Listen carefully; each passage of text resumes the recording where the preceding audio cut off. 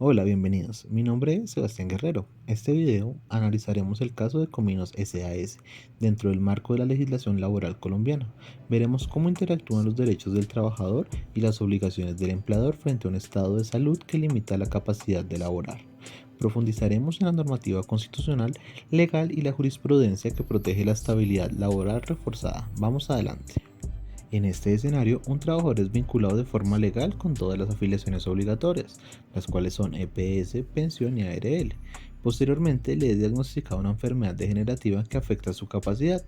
La EPS cubre las incapacidades médicas, sin embargo, la empresa decide despedirlo alegando que la afección era previa, no relacionada con el trabajo o que el puesto debe ser ocupado por otra persona. Ese conflicto genera el debate sobre si ese despido fue justo o no, según nuestra legislación. La Constitución colombiana de 1991 consagra varios derechos fundamentales que protegen al trabajador.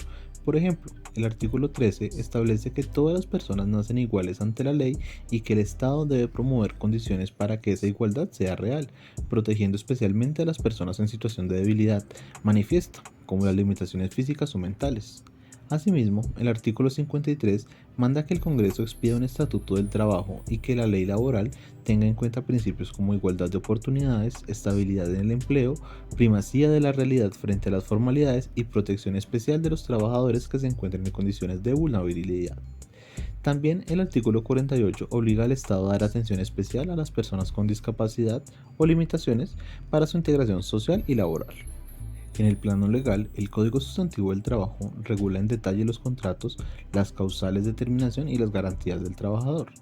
La Ley 361 de 1997 es fundamental, pues dispone en su artículo 26 que ninguna limitación física, sensorial o mental puede ser causa para impedir una vinculación laboral, salvo que esta limitación sea clara, demostrable e insuperable para el cargo, y establece que un trabajador no puede ser despedido por razón de su limitación sin autorización de la autoridad laboral.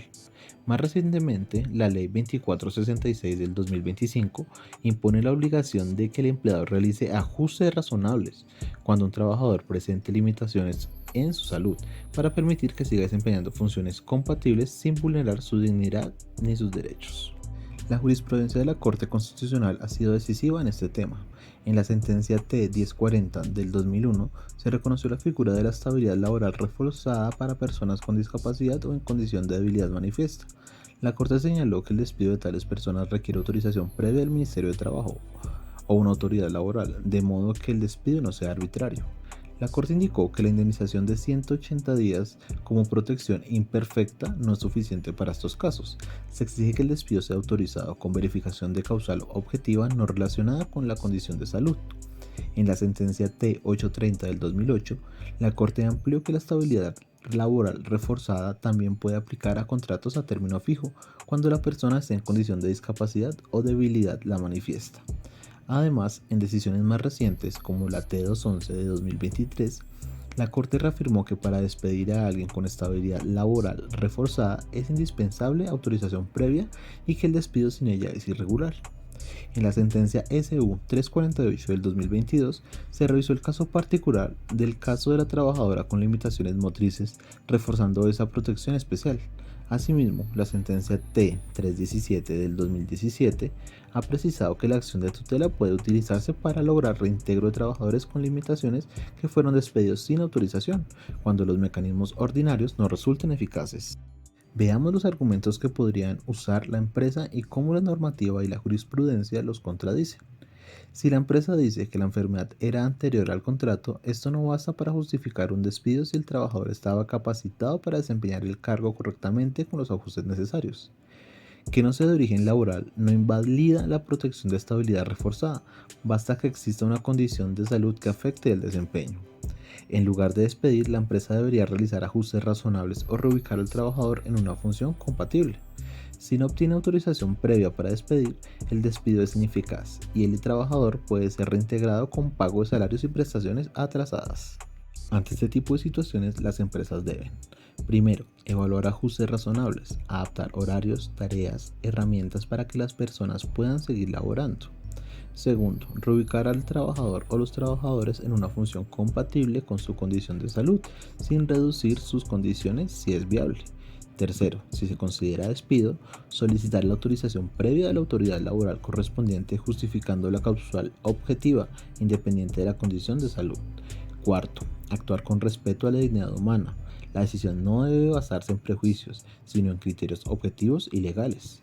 Y por último, en caso de despido ilegal, proceder al reintegro judicial y reconocer salarios y prestaciones dejadas de pagar. Para cerrar, podemos afirmar, un despido realizado sin la autorización exigida en casos de discapacidad o debilidad manifiesta constituye una vulneración de derechos fundamentales, en particular de la estabilidad laboral reforzada y de la igualdad constitucional. La normativa colombiana y la jurisprudencia protegen al trabajador vulnerable, imponiendo obligación al empleador, ajustes razonables, reubicación, autorización previa al despido. Finalmente, más allá del cumplimiento legal, hay un deber ético empresarial, garantizar dignidad, inclusión y trato justo a los trabajadores.